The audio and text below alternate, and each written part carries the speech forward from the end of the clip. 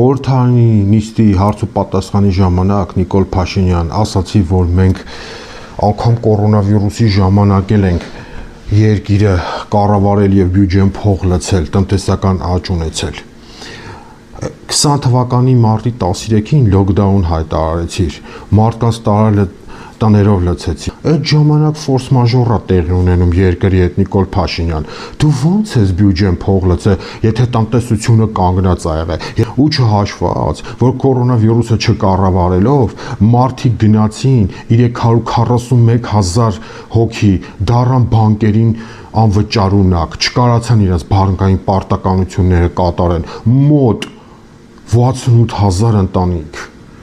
Էդի սաղ եղել է քո չկառավարելու պատճառով։ Դրանից առաջ մինչև հեղափոխությունը մարդիկ լավ էլ կարող են իրենց վերցրած գումարները անգամ բարձր տոկոսներով մարեին։